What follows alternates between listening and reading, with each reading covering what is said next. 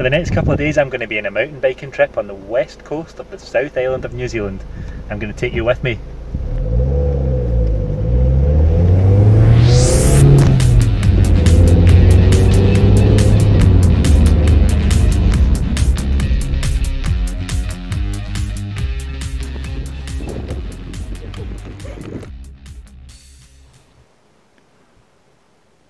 The trip from Christchurch to Punakaiki takes about 3.5 to 4 hours, and it's 300 kilometres or 185 miles, well, just under 300 k's. There's a lot of cool things to see along the way, like these Star Trek rock things behind me. Ooh.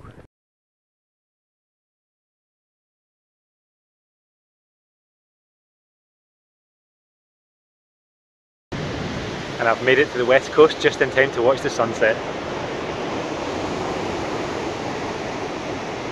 Definitely a pretty beautiful place.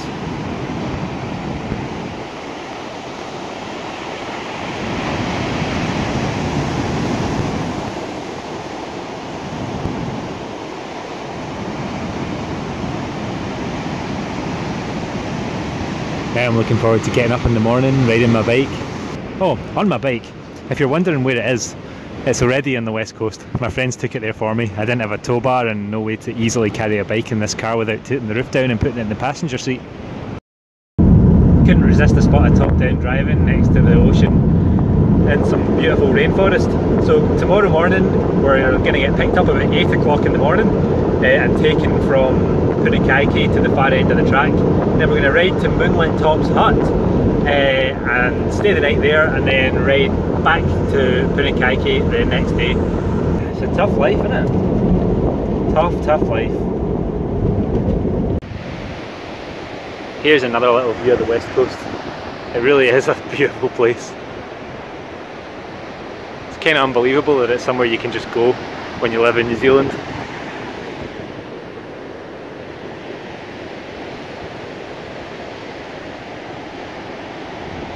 Some of the views we're going to see on this trail are going to be awesome.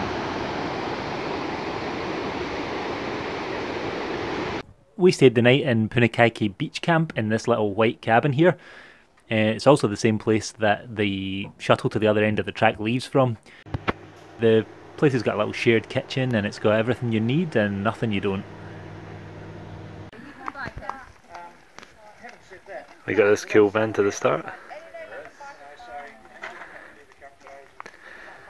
Pretty nice view. Even a toilet. We're on to the start of the trail for a bit of climbing. After this brief sort of 30-second to a minute climb, where we unfortunately found out that one of our number had a stuck down shock, poor Carissa, right at the start of the whole thing. The track starts with a tiny little descent. You get to the bottom of the valley and there's a cool little swing bridge with a max weight load of one person. So I'm presuming one person on a bike doing a wheelie sweet. And this is pretty typical scenery for West Coast New Zealand bush. Not too shabby.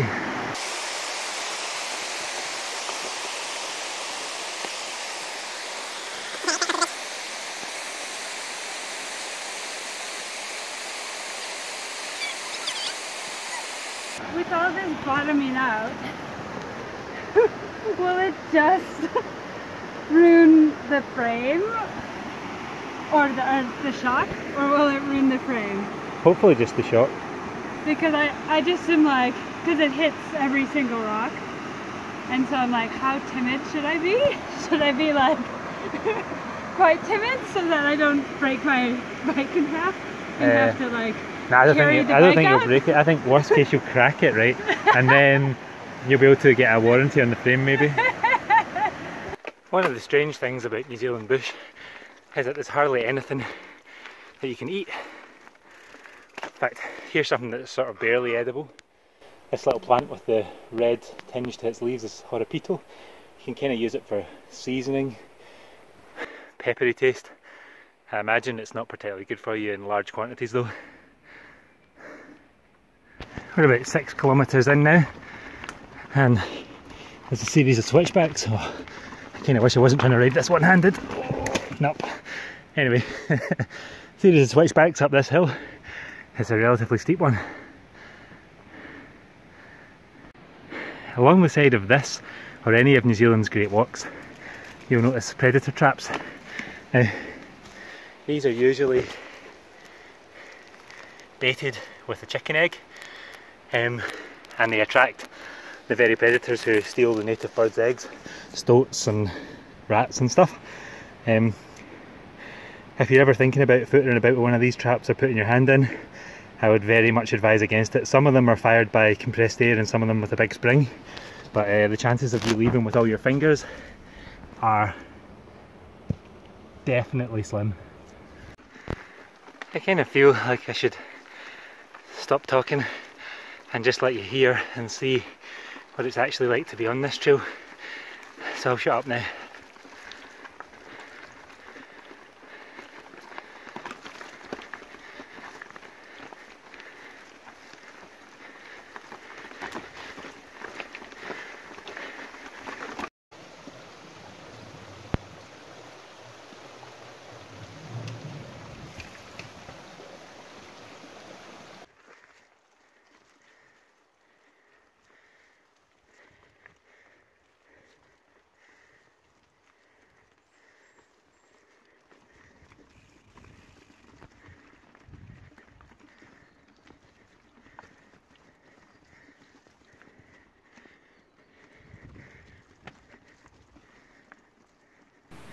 So we're probably only about 7 kilometres in, and it's time to review my first trail snack of the day.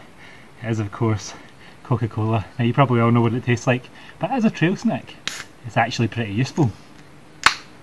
Normally it's just an overly sweet black liquid that's obviously not good for you, but when you're climbing up a hill and you're feeling a bit tired in the forest, it's actually not a bad choice. And if you take it to drink on the first day, you can squash its handy package and stick it back in your pack and it takes up hardly any room. So I reckon a nice fizzy black sweet Coca-Cola is actually a good bet for a bike ride.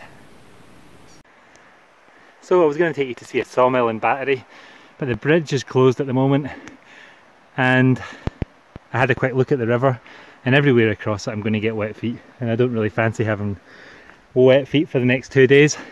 So I guess that's a trip you'll have to do yourself sometime.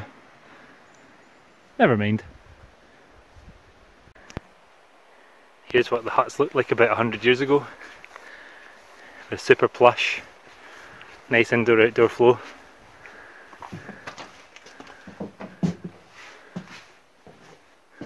Beautiful comfy beds made of sackcloth, and even a fire.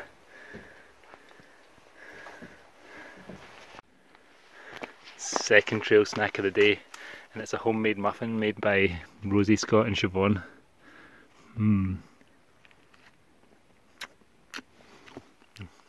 Give this one an 11 out of 10.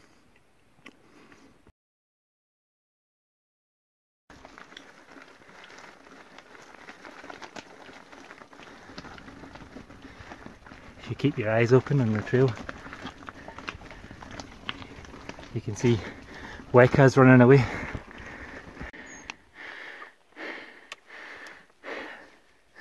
Almost 10 k's in, and we've come out of the bush for the first time of the day. The first time we'd ever have needed any sun cream. Look at the blossoms on the trees. Hopefully they show up. Pretty red. And just round the corner in the middle of the track, there's a little Weka wandering about. It's probably going to hide in the bushes when it sees us.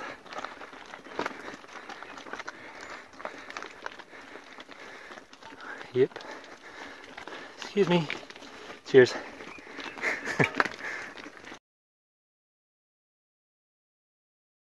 Here's the view from the Says Clark hut. Don't feed the Kia, Carissa. It says so on the wall. This is only supposed to be about 10k in. It definitely felt like more than 10k when we were climbing it, but hey, maybe that's just the beer belly.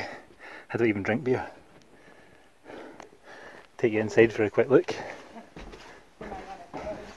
You climb in this window. It comes fully equipped with bunks, and there's a couple of pans as well, so you don't have to carry them even though it says you do, and a log burner.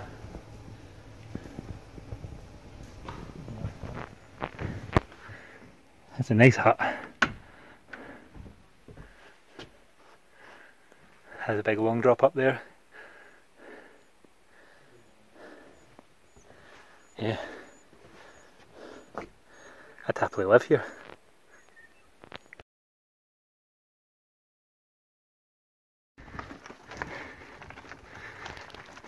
The next section of trail after Seth Clark Hut is a traverse, which to be fair so far has felt mostly uphill. And I presume that's the track over there in the distance that we can see.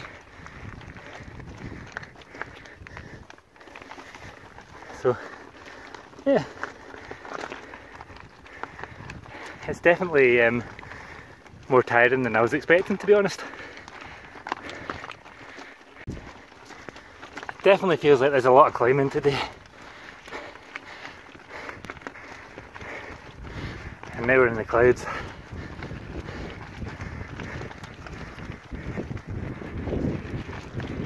We're not far from Moonlit Top's hut now. Here's some of the cool views we've got. A little bit cloudy.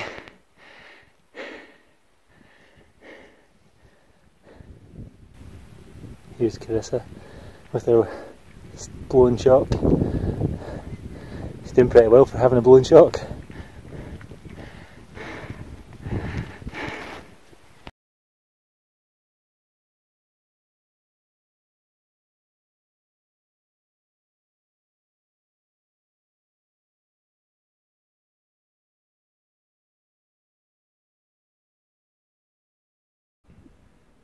This is the Moonlight Tops hut. Awesome peaceful spot, great views of the ocean, even better ones if you just pop round the corner. You can see the sunrise in the morning and the sunset in the evening over the ocean. It is tremendous sitting here. Loads of wildlife, loads of bird noise, and yeah, it's just one of the best places I've been recently.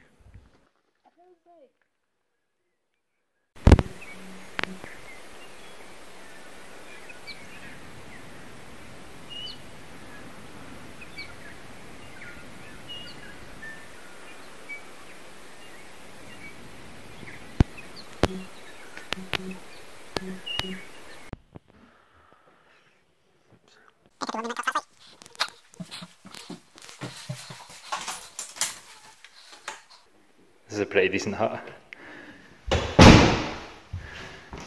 Couple of sinks, gas cookers.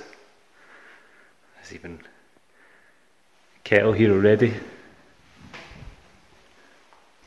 Tremendous views. Log and coal burner.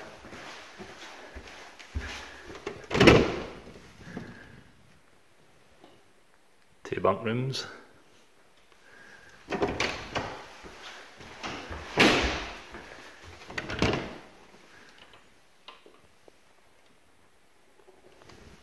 And some USB charging points. Oh yeah.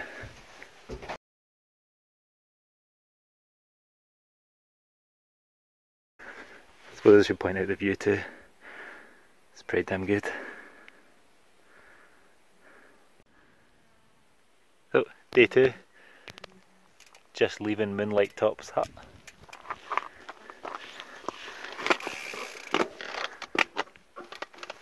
Time to get on the bike. It's a bit creaky.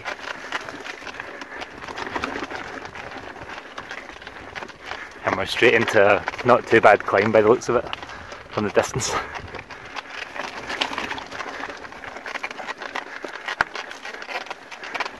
Time for me to put both my hands on the bars again.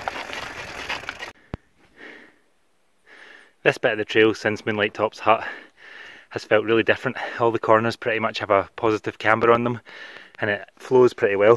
The only thing you've got to watch is to make sure you keep your speed a bit under control, because there's definitely going to be walkers and other people on bikes all around the trail. There's quite a few blind corners and stuff, so taking it easy when you can't see is well worth it. But yeah, I think this part of the trail is really nice. Swooshing through the trees and feels very different to yesterday. There's been quite a few different styles of terrain and trail since we started, and this one's my favourite. The sun through the trees is leaving a sort of mottled, dappled light, so it's definitely not sunglasses weather, but it is beautiful.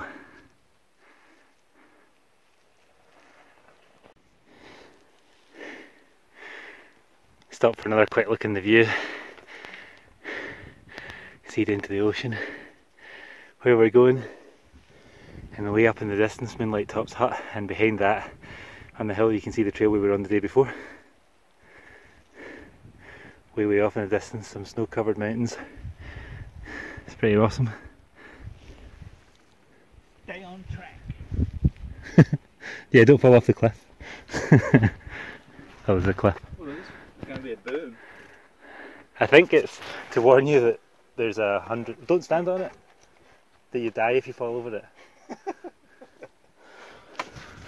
Don't fall off the edge and die, Daryl. We're only 7.5 km from Moonlit Top's hut towards the beach, and we're into another sort of different environment, open with sort of low forest, a different sort of trail surface with chunkier gravel and a bit of smoother gravel up the top there, and more amazing views, just a little bit more open. You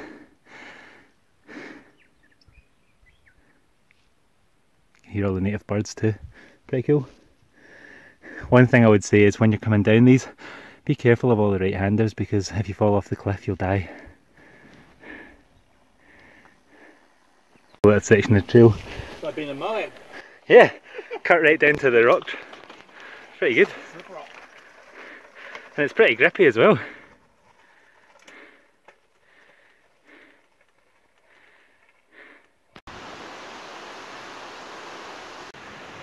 Got to an awesome suspension bridge over a waterfall now, on the way down a nice descent.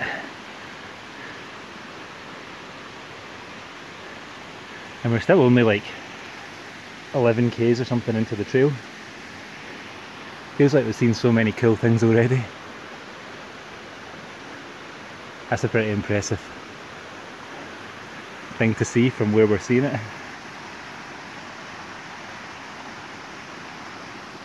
Better get moving. Here's another cool section of trail with loads of switchbacks through some rocks.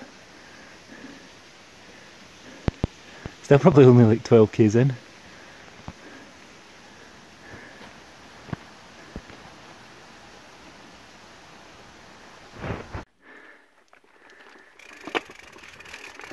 Another change in the fauna end of the trail, and we're on to, it's definitely harder to ride with one hand than I thought. We're onto lots of ferns. Pretty thick ferny bush all around the trail for a bit. And we're kind of out of the trees as well. And some of those trees that are down are probably the cyclone damage from 2018 or so.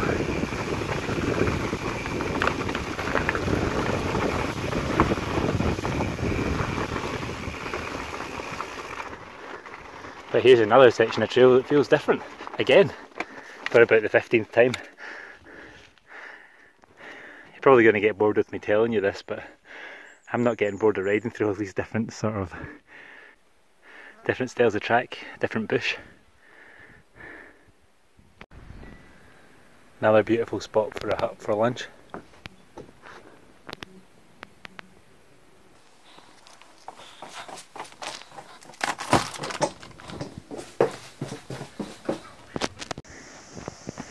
Now we're getting quite close to the end of the trail.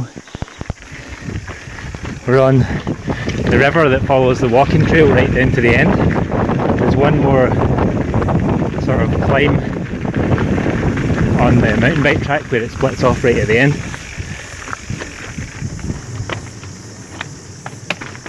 To take you up another, I don't know, 180 metre climb or something along those lines, and back down to a river that's further away from our car.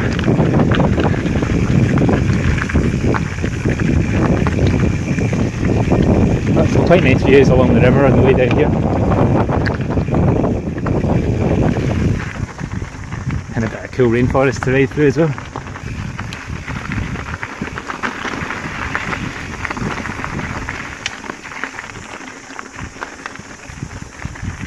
This section of the trail's pretty relaxing, without too much gradient and nothing too technical. So far. That's us at the end of the 55k Paparoa track. To be honest, the last little section felt kind of anticlimactic after the views along the way. We still got a little bit of pedalling to do to get back to where we started, along the road unfortunately, with a little bit of cycleway and a little bit of not cycleway. Thanks for coming on the trip with me. Here's the bike that I did the trail on, and I think I might do a follow-up video with a recommendation of what bike might be best for this trail, because I think this was kind of overkill. Catch you later.